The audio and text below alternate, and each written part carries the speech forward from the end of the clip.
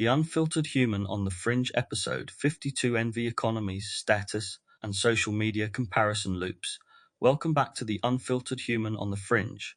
This episode takes us into the green-eyed engine that powers so much of modern culture, envy. But here, envy isn't just a private emotion we feel toward friends or rivals. It has been industrialized. Whole economies are built on our capacity to compare ourselves, to feel lacking, and to chase the illusion of enough. Consumerism thrives on envy. Buy what they have, live how they live, look how they look. Social media accelerates it, offering endless loops of curated lives and filtered perfection against which we measure our own. Status becomes not about who we are, but how we appear, how our lives stack up against the polished feeds of others. In this conversation, we'll explore how envy has been scaled into an economy, how it shapes identity and belonging, and how it erodes intimacy by turning others into mirrors of our inadequacy. Along the way, I'll share my own reflections on where envy has cut deep in my life, how it distorted my sense of worth, and what psychology reveals about transforming envy into something more generative. Because when envy becomes the fuel of culture, it doesn't just make us jealous of others, it makes us strangers to ourselves. Let's begin. The engine of comparison envy has always existed. It's one of the oldest emotions, the subtle ache of noticing what someone else has, the tension between admiration and resentment. In small doses, envy can even motivate. It can push us to grow, to strive, to dream bigger. But in today's world, envy isn't just an occasional human feeling. It has been scaled, magnified, weaponized. Advertising is built on it. Social media thrives on it. Whole industries depend on us comparing ourselves to others and finding ourselves lacking. What used to be an occasional sting between neighbors or friends has become a constant hum, delivered through our screens, shaping how we see ourselves every day. This is the economy of envy, and it doesn't just drain our wallets. It shapes our sense of self, how envy drives consumerism and social media. We live inside a system that has perfected envy into an engine. Every advert, every scroll, every influencer's post whispers the same message. You are not enough, but you could be if you had this. Envy is no longer a private feeling. It's the backbone of consumer capitalism and the logic of online life.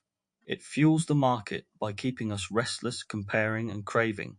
Attributes of envy economies lack a constant sense of something missing, comparison, worth measured against others.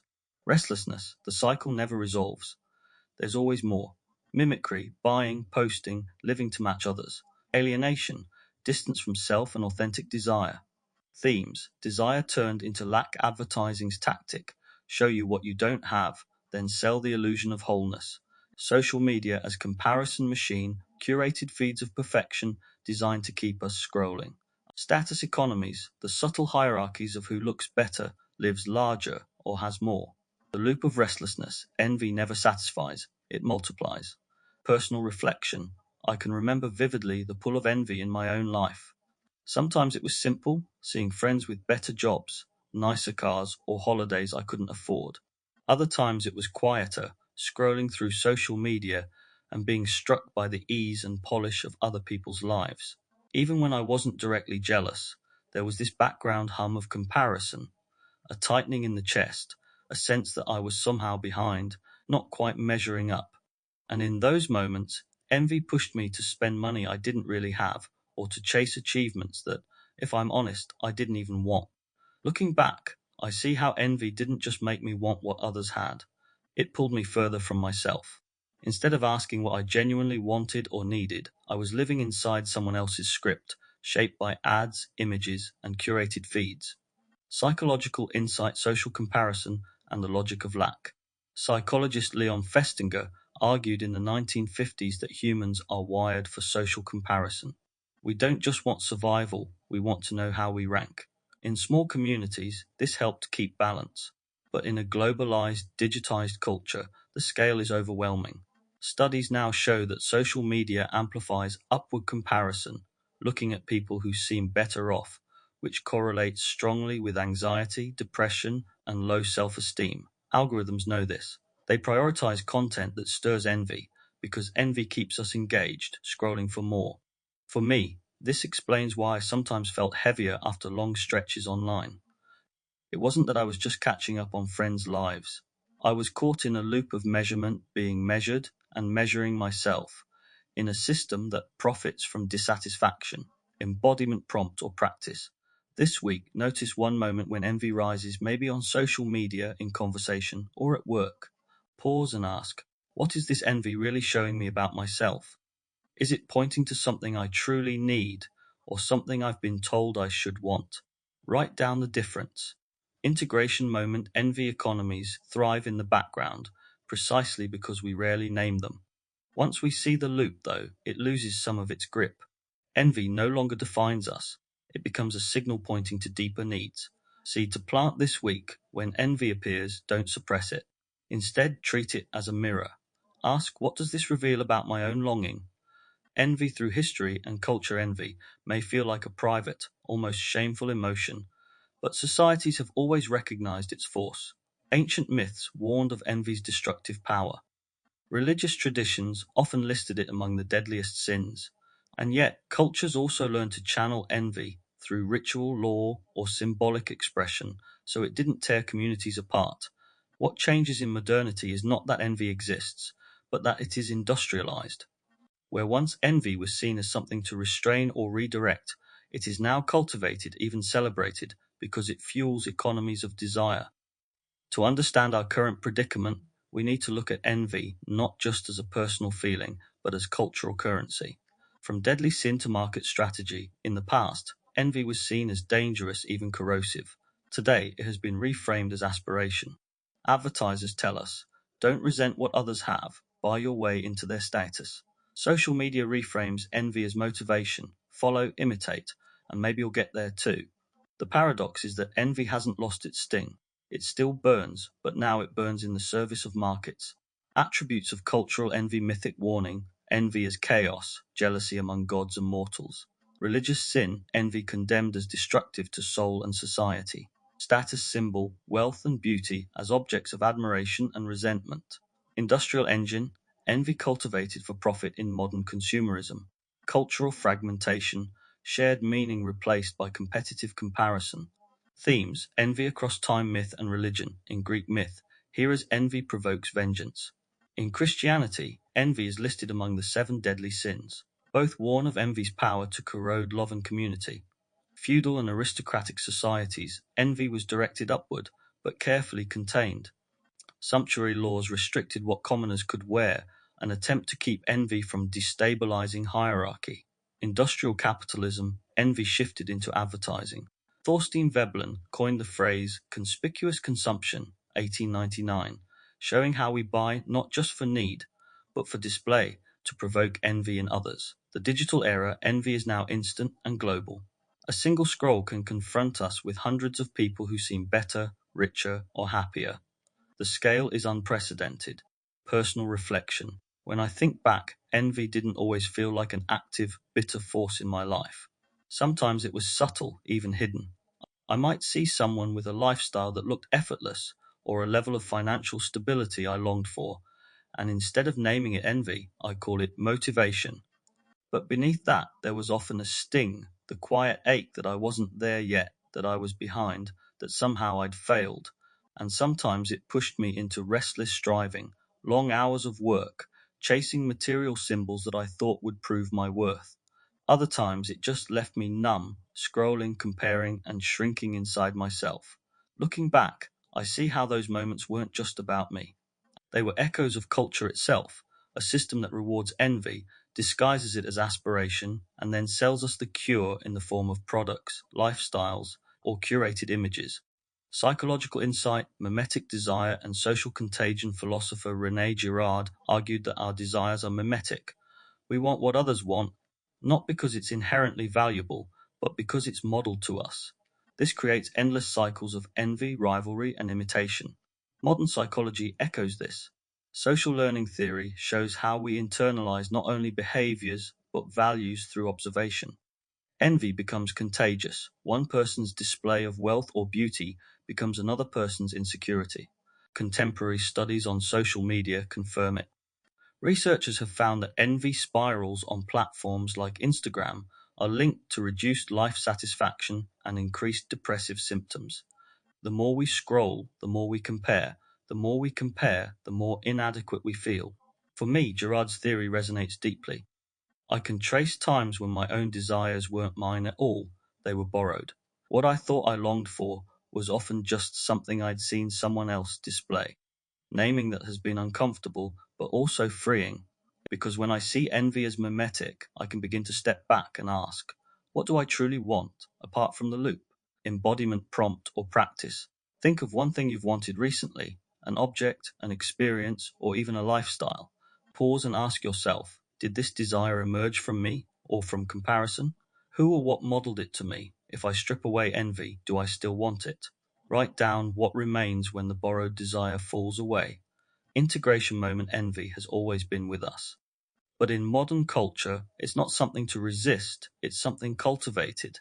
Seeing how envy travels across time and culture helps us realize it's not just personal, it's systemic. And once we see it, we can begin to reclaim our desires as our own. Seed to plant this week: when envy shows up, don't treat it as failure. Treat it as information. Ask, is this desire mine or did I borrow it? Social media and the envy machine. If consumerism turned envy into an economic engine, social media turned it into a daily ritual. Every scroll offers an endless buffet of comparison: holidays, homes, bodies, relationships, achievements. Unlike traditional advertising, which spoke to us from a distance, social media brings envy into our most intimate spaces. It's not just celebrities anymore, it's friends, family, colleagues, strangers. This is envy industrialized, engineered by algorithms, monetized by platforms, and normalized as the texture of everyday life. The infinite scroll of comparison social media doesn't just connect us, it constantly confronts us. Platforms thrive on engagement, and envy is one of the strongest drivers of attention. The more we compare, the more we scroll. The more we scroll, the more inadequate we feel. And the more inadequate we feel, the more likely we are to consume. The system doesn't hide this, it depends on it. Envy is not a bug, it's the feature. Attributes of envy in the digital age: visibility, constant exposure to curated lives. Amplification, algorithms prioritize what provokes the strongest reaction. Distortion, images edited, filtered, staged.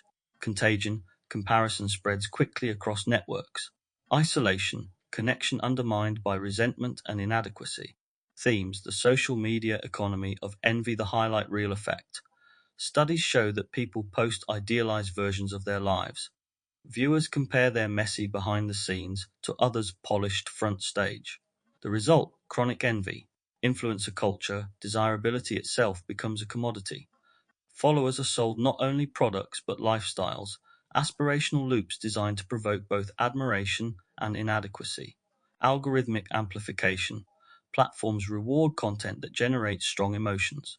Envy, outrage, desire, all are prioritized. What makes us unhappy also makes us stay. Comparison without context. Social media collapses context. The teenager in their bedroom compares themselves to celebrities, professionals, and strangers alike. Envy becomes scale-free, limitless. Personal reflection. I remember when social media first began to dominate everyday life. At first, it felt like a connection, keeping up with friends, sharing photos, laughing at jokes. But it didn't take long before I noticed something else creeping in. Comparison. I'd scroll and see people who seemed to be doing better: better careers, better holidays, better bodies, better lives. Sometimes I'd dismiss it, but other times it stuck, like a splinter. Why wasn't I there yet? What was I missing? Even when I wasn't conscious of it, I'd feel it in my gut, that low hum of inadequacy. And the irony was that I knew those lives weren't the full picture. I knew people only shared highlights, but knowing didn't always help. My body still felt the sting of comparison. My mind still rehearsed the silent "not enough." What I realized later is that this wasn't just me, it was the structure itself. Platforms weren't built to help us connect, they were built to monetize our attention. And envy, subtle, corrosive envy, was one of the most effective ways to keep us hooked. Psychological insight. The science of comparison. Leon Festinger's social comparison theory, 1954, explains that we evaluate ourselves by comparing ourselves to others. In moderation, this helps us grow, but in excess, it corrodes self-esteem. Research on social media shows this clearly. A 2015 study, Tandock et al., found that Facebook envy was a strong predictor of depression. A 2018 meta-analysis confirmed that Instagram use correlated with body dissatisfaction, especially among young people. Envy, repeated daily, becomes chronic stress. Neuroscience adds another layer. MRI studies reveal that envy activates pain circuits in the brain, literally envy hurts. Yet paradoxically, those same circuits light up with reward when someone we envy fails. Envy binds us in cycles of pain and fleeting satisfaction. When I think of my own scrolling habits, I see how this played out. I wasn't just catching up with people. I was training my nervous system in envy. And that practice had consequences in mood, in confidence, in how I related to my own worth. Embodiment prompt or practice this week. Notice your body while scrolling. Do you feel expansion or contraction? Excitement or inadequacy? Connection or isolation? If you notice envy arise, pause. Place your phone down. Take 3 deep breaths. Ask, what is this feeling pointing to? What do I truly long for beneath the comparison? Integration moment social media has turned envy into infrastructure. It's no longer an occasional flare of jealousy. It's an everyday diet of comparison. But awareness changes the dynamic. When we see the loop, we can step outside of it, reclaiming desire not as something scripted by algorithms, but as something rooted in our real lives. Seed to plant this week, set one small boundary with social media. Maybe a time limit, maybe a no phone morning. Use that space not to compare, but to create. The commodities of selfhood consumerism thrives on envy, not simply because we want things, but because objects become mirrors of who we think we are.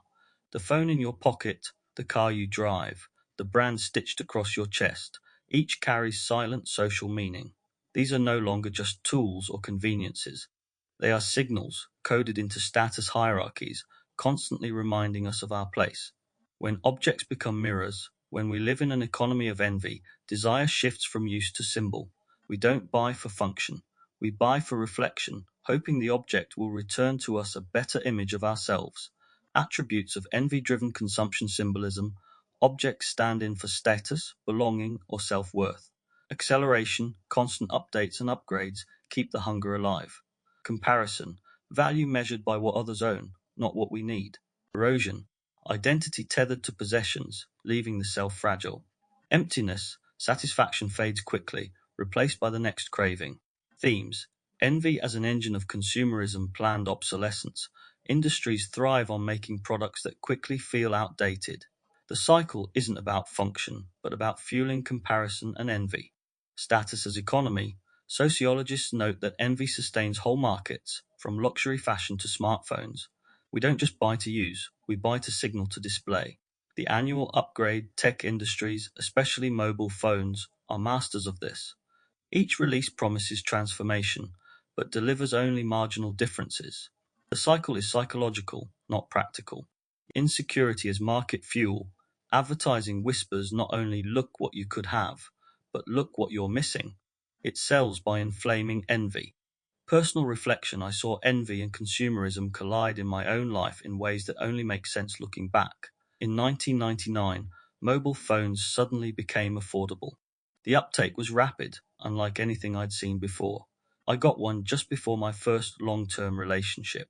We'd met in a Yahoo chat room, and when the phones launched, it felt revolutionary. We could talk anytime, anywhere. There was an energy about it, almost a rush. Everyone had their own unique number, and owning one became a kind of initiation into a new age of connection. At first, it was practical, but within a year or two, I noticed something else creeping in. New models would come out, and even though the differences were often minimal, I felt the pull to upgrade. Sleeker design, a new feature, better aesthetics, I would sell or trade one in to get the latest. At the time, I didn't think of it as envy. It felt exciting, like keeping up with change. But underneath was something closer to insecurity, not wanting to fall behind, not wanting to be seen as less than, while others carried the latest device. The height of this was when I bought the Samsung Galaxy S6 Edge Plus. I can remember the sleek gold design, the curved lighting edges, the high quality sound and video. I didn't need it, the phone I had already worked on. But I wanted it because it was new, because it was status. I told myself it was fine because I was earning good money as an engineer. And maybe it was, but looking back, I see the ego in it. The people I was surrounded by at the time were openly materialistic.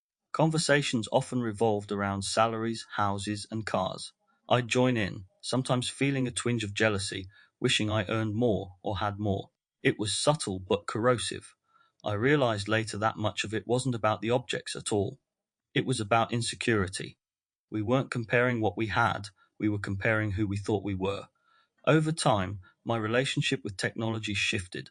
I became more conscious of how little difference there was between models, how the cycle itself was the real product.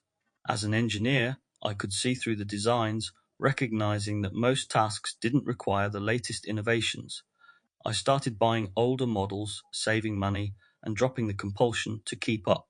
That shift was liberating. I could still enjoy technology, but without the envy that used to drive it. What I saw more clearly was how consumerism feeds on that feeling of lack, of insecurity, of not being enough. And unless you catch it, it never stops. Psychological insight, status, scarcity, and the manufactured self psychology and sociology reveal the architecture of this cycle.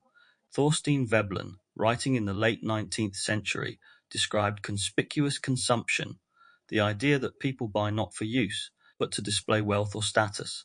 In the 21st century, this has accelerated into conspicuous upgrading, the annual churn of devices, fashion, or cars designed not to improve life, but to refresh the hierarchy. Social comparison theory, Festinger, 1954, shows how we gauge our worth relative to others. But consumerism weaponizes this instinct, constantly presenting images of people ahead of us. Neuroscience backs this. Studies show the brain's reward centers light up when we perceive ourselves as socially superior and crash when we feel behind. Industries build their profit models on that neural loop. Marketing psychologists also understand scarcity appeal, the limited edition, the countdown timer, the pre-order now. These aren't about value, but about urgency and envy. They imply, others will have it, don't be the one left behind. When I think of my own rush for the latest phone, I see these dynamics at play. It wasn't about technology. It was about selfhood, about belonging, status, and avoiding the shame of lagging behind. Once I saw that, the spell weakened. The envy was no longer invisible. And when envy becomes visible, it loses much of its hold, embodiment, prompt, or practice. Take a moment this week to notice one product you desire. Ask yourself, do I want this because it will serve me, or because I imagine what others will think when they see me with it? If it's the latter, pause. Consider what deeper need is really driving that envy and whether the object will ever truly meet it. Integration moment consumerism thrives on envy because it makes us measure ourselves against shifting symbols. The product isn't the phone or the car. The product is identity. When we recognize this, we can begin to step out of the cycle, not by rejecting technology or beauty, but by refusing to mistake objects for selfhood. Seed to plant this week, before your next purchase, pause and ask, am I buying this for me or for the mirror it holds up to others? That simple question is the crack in the system where envy begins to lose its grip. The social currency of envy isn't just a personal struggle, it's the invisible currency of social life. In groups, communities, and even friendships, status becomes a subtle economy. Who earns more, who dresses better, who looks happier, who seems more desirable. Envy feeds this economy because it keeps us striving, competing, and comparing. When status becomes survival, but survival in this economy comes at a cost. When everything becomes a measure of rank, intimacy turns transactional, friendships turn into rivalries, and self-worth depends less on who we are and more on how we appear. Envy turns life into a contest we never signed up for, but one we can't easily opt out of. Attributes of envy as social currency competition, relationships framed as contests of success or desirability. Mimicry, adopting lifestyles or possessions to match or surpass others. Insecurity, fear of falling behind fuels relentless striving. Performance, selfhood shaped around external recognition. Fragility, identity collapses when status symbols fade. Themes, how envy governs social life, friendship, and rivalry. Sociologists note how envy silently shapes social groups. Friends compare lifestyles, income, or relationships. bonds are tested by unspoken competitions. Status displays, from cars and homes to Instagram feeds, status markers communicate more than words. They tell others where we think we stand. The subtle prison, when envy dictates behavior, we no longer choose freely. What we wear, buy, or share is shaped less by desire and more by imagined judgment. The cost of closeness in envy economies, intimacy becomes fragile. Vulnerability is replaced with performance, honesty with subtle rivalry. Personal reflection. I can see this clearly when I look back at the years I spent surrounded by highly materialistic people. Conversations that often revolved around salaries, cars, the latest gadgets, and professional titles and accreditations. At first, I joined in naturally. I was doing well as an engineer, and it felt like part of belonging. But over time, I noticed the repetition. The same topics, the same comparisons, the same subtle hierarchies. It wasn't just what have you got, but where do you stand? I wasn't immune to it either. Sometimes I felt jealous when someone earned more or when they flaunted their new house or car. I'd feel that flicker of envy, the drive to prove myself, to earn more, to have more. Looking back, I realize how much of it was insecurity disguised as conversation. These weren't just exchanges about lifestyle, they were exchanges about identity, and I was complicit in that. At times I measured myself against others, wanting to be seen as successful, to be seen as enough. What strikes me most now is how draining it was. These weren't nourishing conversations. They didn't leave me feeling more connected, only more restless. It was like feeding on smoke, constant hunger without real satisfaction. I can see now that envy has become the silent script beneath so many interactions, and breaking free from it meant recognizing that truth. Psychological insight, envy, status, and the fragile self psychological theory helps explain why these dynamics feel so consuming. Social comparison theory, Festinger, 1954. We constantly measure ourselves against others to understand our own worth. In consumerist cultures, this natural impulse is amplified, leaving us in constant evaluation mode. Relative deprivation theory shows that dissatisfaction doesn't come from what we have, but from what we think others have. Envy thrives not in poverty, but in proximity to those slightly ahead of us. Neuroscience adds weight. Research on reward circuitry shows that upward comparison activates the brain's pain centers, while downward comparison provides fleeting relief. This keeps us locked in cycles of envy and superiority. Sociologist Pierre Bourdieu described cultural capital, status symbols that mark belonging in certain groups. Fashion, technology, or lifestyle act as gatekeepers, subtly reinforcing who fits and who doesn't. When I think about those materialistic conversations, I see these theories alive. It wasn't about who had what, it was about who seemed higher in the unspoken hierarchy. And what we never admitted was that the hierarchy itself was fragile, exhausting, and endlessly shifting. Embodiment prompt or practice this week.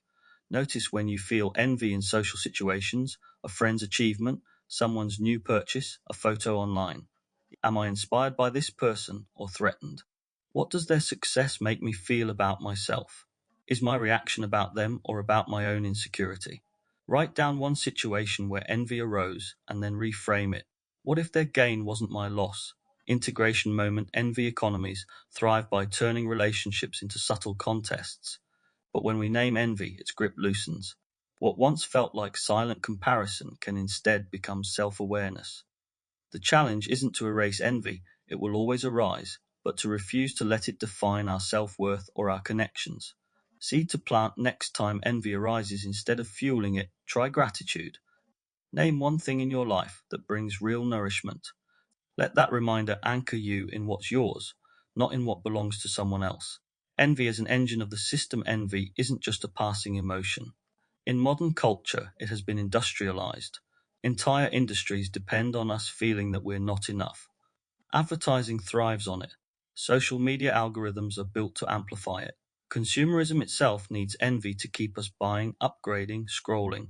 When comparison becomes infrastructure, this is what makes envy different from other shadow emotions. It's not only tolerated, it's actively cultivated. The system doesn't just exploit envy, it depends on it. Attributes of envy as systemic power engineered lack, products designed to create desire through absence. Algorithmic amplification, feeds that push comparison and competition.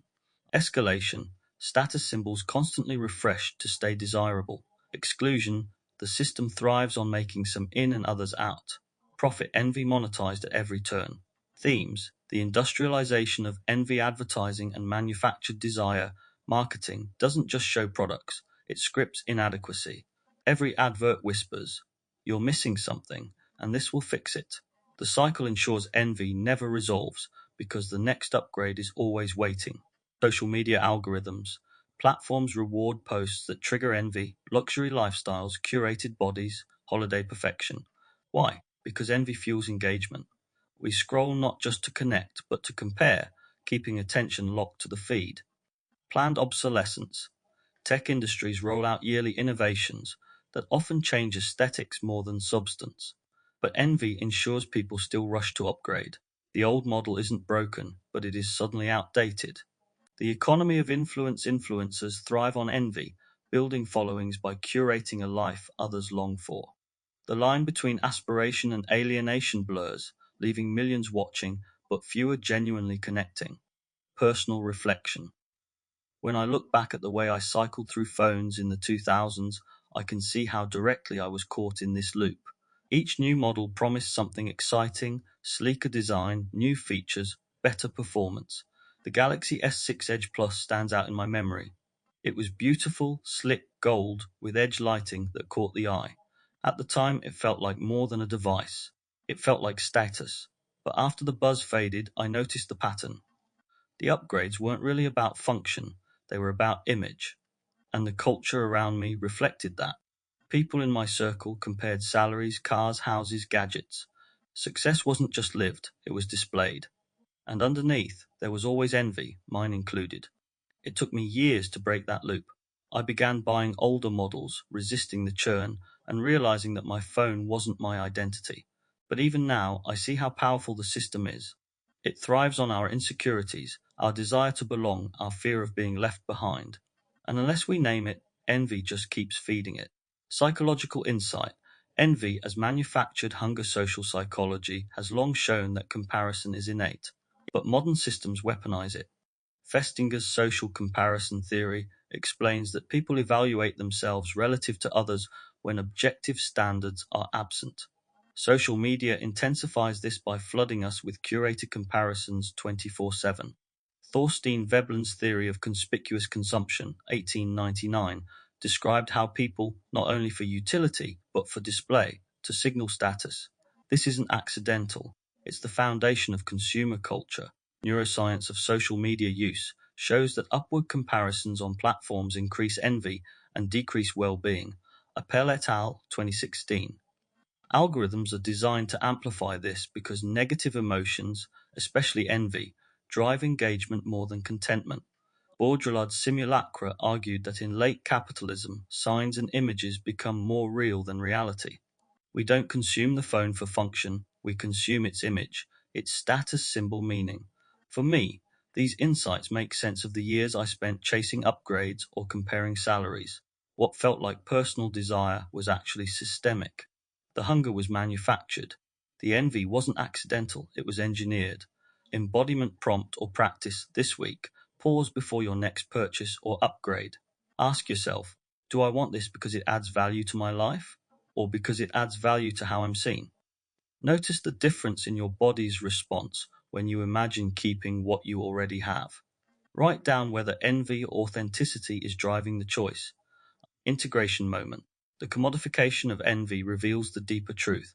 We are not only consumers, we are the consumers. Our longing, our comparisons, our insecurities are harvested and monetized. But when we see envy as systemic, not just personal weakness, we begin to loosen its grip. Naming the machine doesn't free us entirely, but it gives us the power to step out of its loops. Seed to plant this week. Choose one area where envy feels loud: technology, appearance, possessions. Instead of chasing the next upgrade, practice contentment with what you already have. Let that quiet act be resistance. Beyond envy. Reclaiming enough envy is everywhere in modern life. It shapes how we see ourselves, how we relate to others, and how industries design the world around us. From Instagram feeds to luxury adverts, From salary comparisons to phone upgrades, we are surrounded by mirrors telling us we are behind, lacking, not enough. The challenge isn't to pretend envy doesn't exist. The challenge is to live with it consciously, to see when it whispers, to notice when it shapes us, and to step back into presence. Because envy thrives in comparison, but it weakens when we return to gratitude, intimacy, and authenticity, attributes of living beyond envy awareness, noticing envy without collapsing into it, discernment, asking whether a desire is real or scripted, contentment, practicing enoughness in a culture of more, gratitude, shifting focus from what we lack to what we have, authenticity, choosing connection over comparison, themes, healing the envy loop from scarcity to sufficiency. Envy thrives on scarcity, but sufficiency reframes the question: do I have as much as them? But do I have what I need for a meaningful life? From performance to presence, when we perform desirability or success, envy multiplies. When we return to presence, it softens. From competition to connection, envy isolates. Gratitude reconnects. Celebrating another's success doesn't diminish us, it expands the circle of what's possible. From system to selfhood, the system thrives on comparison, but individuals can resist by choosing authenticity, repairing envy with awareness, and refusing to feed the machine. Personal reflection, field notes. When I look back at my own brushes with envy, chasing phones, comparing salaries, watching others drive newer cars, I can see the same pattern.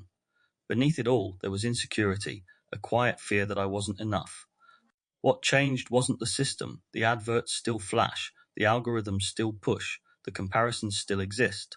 What changed was my willingness to notice, to pause, to ask, is this hunger mine or is it manufactured? There are still times envy creeps in, of course, but I've learned that envy doesn't have to dictate action. Sometimes it's just a signal pointing to something I feel I lack inside. And when I can turn toward that, rather than chasing the next status symbol, I find something envy can never sell: a sense of wholeness. Psychological insight. The alchemy of envy psychology tells us envy is unavoidable, but not untransformable. Benign versus malicious envy, Van der Ven, 2009, distinguishes between envy that motivates us positively, I want to grow like them, and envy that corrodes us negatively, I want them to lose. Cultivating the first requires awareness. Resisting the second requires compassion. Self-determination theory reminds us that when our needs for autonomy, competence, and connection are met, envy loses power. We stop measuring against others when we feel rooted in ourselves. Gratitude research, Emmons and McCullough, 2003, shows that regular gratitude practice rewires perception, reducing comparison and increasing well-being. Gratitude doesn't erase envy, but it shifts the baseline from I am lacking to I am enough. For me, these insights explain why envy softened when I stopped chasing the latest phone, or when I learned to appreciate what I had instead of always reaching for what others flaunted. The system didn't change, but my stance toward it did. And that made all the difference. Embodiment, prompt, or practice. This week, practice a small daily ritual of gratitude. Each evening, write down 3 things you already have that meet your needs or bring you joy. Notice how this shifts the comparison loop. Does envy feel quieter, even briefly? Integration moment. Envy economies thrive when we forget who we are. They keep us running in circles, buying and comparing, never arriving. But envy itself can also be a teacher. It shows us where we feel insecure, where we've internalized scarcity, where we're measuring ourselves against illusions. The work is not to kill envy, but to listen to it, to let it show us where healing is needed, and to reclaim our desire, our self-worth, our presence from systems designed to keep us hungry. Seed to plant this week. When envy arises, don't repress it. Ask, what is this envy showing me about what I believe I lack? Then ask, do I already have enough? Sometimes the answer is closer than we think. Let's begin to close. You are enough. Envy runs quietly beneath so much of modern life. It fuels phones, cars, adverts, and social feeds, teaching us to measure ourselves against illusions. But envy can also be a mirror. It points to the places where we feel insecure, where we need compassion, where we must remember that we are already enough. In a world that profits from comparison, choosing gratitude and presence is a radical act. Envy may whisper, but you don't have to obey it. Worth has never been measured in likes, salaries, or possessions. You've been listening to the Unfiltered Human on the Fringe. Stay present, stay awake, and remember, you're already enough. James Miller. If you found value in today's episode, you may also be interested in my broader project, The Inversiverse, a series exploring the hidden architecture of perception, identity, control, and consciousness. Across 20 episodes, The Inversiverse dissects indoctrination, language, media manipulation, dark psychology, belief systems, and the evolution of self in the digital age. You can find all episodes of The Inversiverse on Facebook, YouTube, Rumble, and Substack by searching this place called Earth. These ideas aren't shared to convince you, but to invite you to think, feel, and perceive more consciously in a world designed to keep you distracted. Overview of the Inversiverse, a journey through the mirrors of mind, culture, and control. Episodes 1 to 3 introduce foundational ideas around indoctrination, perception, and manipulation. Episode 4 explores how language, symbols, and cultural norms are used to shape thought. Episode 5 investigates control systems, media narratives, and the illusion of choice. Episodes 6 to 7 dives into collective belief structures and the psychology of mass behavior. Episode 8 focuses on marketing, control theory, game theory, and critical thinking. Episode 9 covers love, relationships, human mating, gender dynamics, and red-blue pill ideologies. Episode 10 unpacks dark psychology, the occult, Satanism, and the dark triad personality types. Episode 11 The Simulated Self examines entity, ego, and the rise of post-human consciousness. Episode 12 The Spell of the Mind inquires into language, illusion, and physiology of thought. Episode 13 Conscious Seduction journeys through persuasion, propaganda, and the unseen forces of the mind. Episode 14 The Myth of Sanity sheds light on madness, genius, and the edge of perception. Episode 15 The Algorithmic Mind probes influence, identity, and invisible architects. Episode 16 The Noise of Knowing reveals overload, obsession, and the age of infinite information. Episode 17 Belief Machines delves further into language, desire, and the engine of reality. Episode 18 Submerged Signals examines how the unseen shapes the self. Episode 19 The Alchemy Within traces food, frequency, and the forgotten intelligence of the body. Episode 20 Encoded Flesh scrutinizes and opens up to the forgotten language of the body, DNA, and biological consciousness.